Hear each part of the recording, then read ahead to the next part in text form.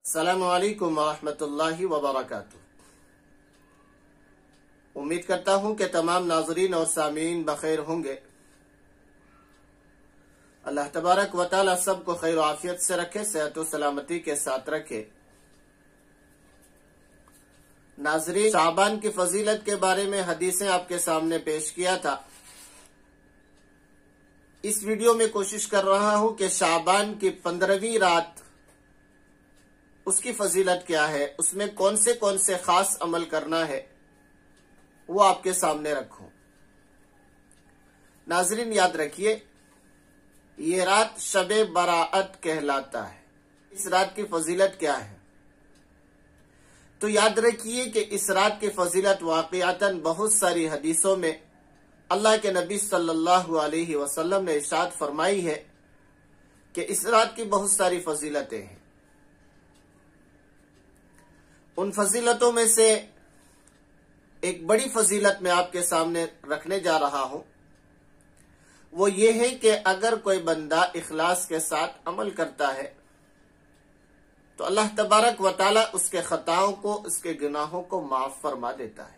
जैसा कि इसके नाम से ही मालूम होता है कि आज की रात इबादत करने वालों को अल्लाह तबारक व तआला छुटकारा दे देता है, बख्श देता है, माफ कर देता है। और बहुत सारी फजीलतें हैं कि किसको कितना रिस्क दिया जाएगा वो भी इस रात लिख दिया जाता है। किसको इस साल मौत आनी है वो भी लिख दिया जाता है।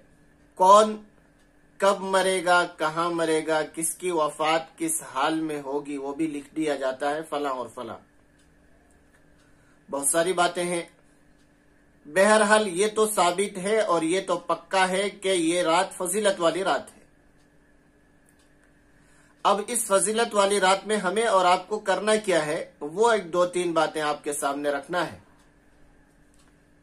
सबसे पहली बात यह है कि हम आप इस रात को इबादत में गुजारेंगे इंशाअल्लाह। इस साल 2022 में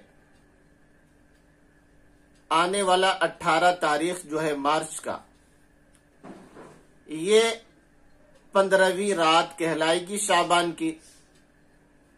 शाबान की 15वीं रात होगी, मार्च 18, 2022। तो इस रात में इबादत करना है। लेकिन इबादत में याद रखिए, नवाफिल में खास तौर से तन्हाई ज्यादा मतलूब है। अकेले इबादत करना यह ज्यादा अच्छा है। हमारे यहां जो रिवाज, हमारे यहां जो आदात बनते जा रहे हैं, मस्जिदों में, महफिलों में 1-1.5 घंटे का बयान रख दिया जाता है। कोई खतीब साहब आते हैं, बयान करके चले जाते हैं, कोई मुकर्रिर साहब आते हैं, बोल करके चले जाते हैं। उसके बाद लोग जाकर फिर सो जाते हैं। ये इस रात का हक नहीं है। हक ये है कि पूरी रात जितना हो सके, अल्लाह जितनी तौफीक दे उतनी इबादत करना चाहिए और तन्हाई होनी चाहिए। नवाफिल में खास तौर से मैंने बताया कि तन्हाई होना चाहिए, अकेले होना चाहिए। इससे अहम बात यह कि हमारी आपकी फराइज की पाबंदी होनी चाहिए। फर्ज नमाजों को जो अल्लाह तबारक व तआला ने हमारे ऊपर फर्ज की है, वो नमाज है, रोजे हैं, ज़कात है और दीगर जितने भी फराइज हैं, सबसे पहले उसकी पाबंदी होनी चाहिए। अगर आपने रात शबे बराअत की है, 15वीं शाबान है, ये आपने इशा नहीं पढ़ा, आप रात के 10-11 बजे आ जाते हैं मस्जिद में, महफिल में, थोड़ी देर, आधे घंटा, 2 घंटा, 3 घंटा बातें सुना लेते हैं, दीनी मजालिस में शरीक हो जाते हैं। फिर आपको थकान होती है, आप चले जाते हैं, सो जाते हैं। इशा आपने नहीं पढ़ी। और आपकी नींद अल्लाह के फजल से इतनी लंबी होती है कि फजर में आपकी आंख खुलती नहीं, 10:30 11 बजे उठते हैं, इसलिए मुझे ऐसा कहना पड़ रहा है। तो आपने ईशा भी छोड़ दिया, फजर में भी आप गायब रहे, रात के 1-2 घंटा 3 घंटा आपने इबादत किया, तो मैं समझता हूं कुछ भी आपने नहीं किया,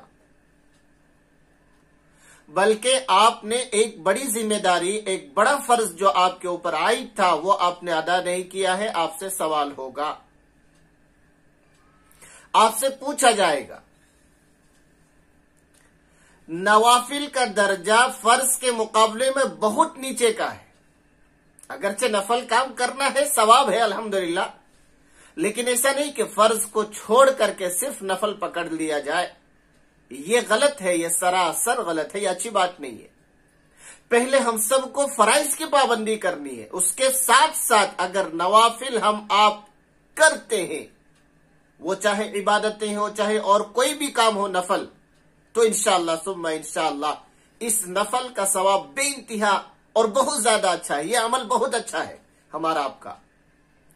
लेकिन अगर हम आप 2.5-3 घंटे के लिए मस्जिद चले गए, 2-4 रकात तौफीक के मुताबिक नमाज पढ़ लिए, एक आध रुकू तिलावत कर लिए, देख दिखा करके थोड़ी तस्बीह पढ़ लिए, उसके बाद ना तो फजर में रहे ना ईशा में रहे, तो मेरे ख्याल से आपने कोई बड़ा कमाल नहीं कर दिया। आपके ऊपर ईशा बाकी है, अभी आपके ऊपर अभी फजर की नमाज बाकी है, जो कि फर्ज है हमारे ऊपर, उसकी अदायगी जरूरी समझे। उसके बाद आप नवाफिल करें। बोलते हैं ना, नूर नाला नूर, सोने पे सुहागा, बहुत अच्छी चीज है ये, लेकिन फराइज छोड़ दें और फिर आप नवाफिल की इतनी ताकीद करें, मुनासिब नहीं। बहरहाल इस रात में इबादत करें, तन्हाई की इबादत हो। खवातीन हजरात घर में, अपने अपने घरों में, अपने अपने खास रूम में कुरान करीम की तिलावत करें, तस्बीहात पढ़ें, दुआएं मांगे, जो भी आपसे हो सकता हो उस रात करें।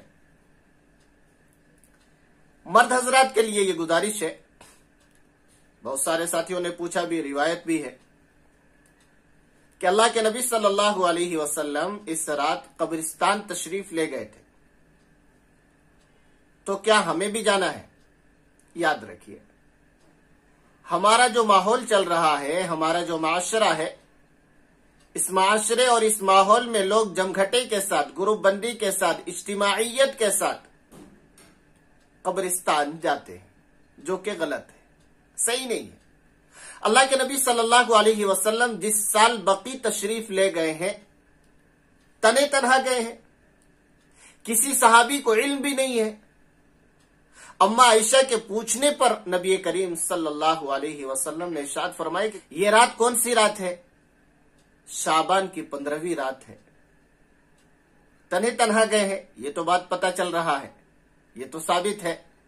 तो हम आप कभी अगर जाने का इंतजाम करें और जाएं तो तने तनहा जाने की कोशिश करें। दूसरी बात यह कि आप सल्लल्लाहु अलैहि वसल्लम का अमल मुबारक जिंदगी में एक बार है, हर साल तो नहीं गए ना। तो हम सबको भी जिंदगी में एक बार अगर हम आप चले जाए सुन्नत समझ करते, ये बेहतर होगा। हर साल हमारे माशरे में, हमारे माहौल में ऐसा बनाया जा रहा है, 10, 20, 50 लोग जो सबसे ज्यादा अपने आप को इबादत गुजार समझते हैं, मोटरसाइकिल उठाएंगे, इनका ग्रुप होगा, चंद लोगों के हाथों में झंडे होंगे और ये फिर हॉर्न मारते हुए, आवाज करते हुए, सोने वालों को तकलीफ देते हुए कब्रिस्तान जाएंगे। ये सुन्नत अदा करने जा रहे हैं या गुनाह कमाने जा रहे हैं? सवाल आपसे ये है मेरा, क्या करने जा रहे हैं आप? एक सुन्नत की अदायगी के लिए आप इस तरह से जा रहे हैं कि दूसरों को तकलीफ पहुंचा रहे हैं आप। गलत है ये, गलत है ये नहीं कर सकते हम आप। अल्लाह के नबी सल्लल्लाहु अलैहि वसल्लम का अगर वाक़िअतन आपके अंदर थोड़ी सी भी मोहब्बत है तो आप वो तरीका इख्तियार कीजिए जो नबी पाक सल्लल्लाहु अलैहि वसल्लम का है। तने तनहा का है, आप तनहा जाइए। दूसरी बात ये, वाक़िअतन कब्रिस्तान जाने की दूसरी हदीसों में फजीलत मौजूद है, तो आप हर दिन क्यों नहीं जाते? क्या अल्लाह के नबी सल्लल्लाहु अलैहि वसल्लम ने यूं इरशाद नहीं फरमाया कि तुम रोजाना या ज्यादातर कब्रिस्तान जाया करो ताकि तुम्हें मौत याद आए और तुम अपने आमाल को संवार सको, आखिरत की तैयारी कर सको। तो हम सबको ऐसे भी जाना चाहिए और ज्यादातर जाना चाहिए, ज्यादा दिनों में जाना चाहिए। आज की एक रात ग्रुप बंदी होगी, जमात बंदी होगी, 10, 20, 50 मोटरसाइकिल जमा होंगे और गाड़ी वाले गाड़ी लेंगे दिखाने के लिए और फिर सब जाएंगे। अच्छी बात नहीं है, ये हदीस से इसका कोई ताल्लुक नहीं है, बल्कि मैं आगे यूं कहूंगा कि ये गुनाह करने जा रहे हैं, सवाब के नाम पर गुनाह अपने ऊपर डाल ले रहे हैं, गुनाह का काम हो जा रहा है, गलत कार्यों में मुब्तला हो जा रही है। इसलिए खुदा के वास्ते ऐसा ना करिए। जितना हो सके मर्द हजरात के लिए कोशिश करें कि अगर आप मस्जिद में हैं तो भी आप तन्हाई में इबादत करें। खवातीन के लिए अपने घरों में जितना हो सके आप इबादत करें। अगली बात, 15 तारीख के दिन में रोजा रखना है या नहीं रखना है। याद रखिए, रात गुजर गई, अब दिन आता है, तो इस दिन में रोजा रखना मुस्तहब है, रख सकते हैं, अल्हम्दुलिल्लाह फजीलत है। एक ही एक रोजा है, 2 रोजे नहीं है, 15 तारीख का रोजा है। अब आप यूं समझिए,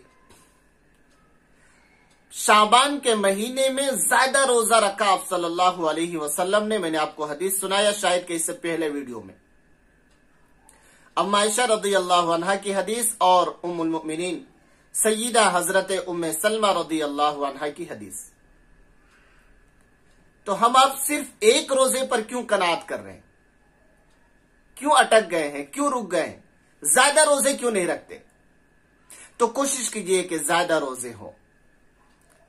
अब 15 तारीख को एक रखेंगे, वो तो शाबान की फजीलत के एतबार से एक रोजा, यानी कि 15 शाबान का वो रोजा माना जाएगा। चलो सवाब है, मुस्तहब है, अच्छी बात है। हम आपको दूसरी हदीसों की तरफ भी देखना है कि आप सल्लल्लाहु अलैहि वसल्लम जो है इस महीने में ज्यादातर रोजा रखा करते हैं, तो हमें भी अपनाना है। अब मैं नाजरीन से यह गुजारिश करूंगा कि हम आप भी कोशिश करें कि इस महीने में ज्यादा से ज्यादा रोजा रखें, कि आप कोशिश करें ज्यादा दिन रोजा रखने में, कि आप पीर और जुमेरात को चॉइस करें, पीर और जुमेरात का रोजा रखें।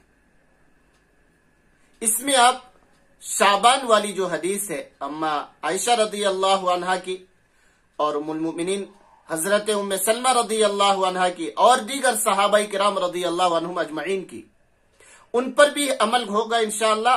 और फिर पीर और जुमेरात की जो हदीस है उस पर भी अमल होगा इंशाअल्लाह। तो इससे इंशाअल्लाह सवाब के चांसेस ज्यादा बढ़ जाते हैं, डबल सवाब मिलेगा इंशाअल्लाह। एक ही वक्त पर 2 हदीसों पर अमल करने का सवाब होगा इंशाअल्लाह। इसी तरह से अगर हम आप 15 का रोजा रख रहे हैं, 15 शाबान का, तो कोशिश ये कीजिए कि आप 13, 14 और 15 ऐसा रखिए, ताकि 2 हदीसों पर फिर भी आप अमल करने वाले हो जाए। 15 वाली हदीस पर, और फिर आप सल्लल्लाहु अलैहि वसल्लम की आदत शरीफा यूं है कि हर महीना आप अय्याम 20 के रोजा रखते हैं।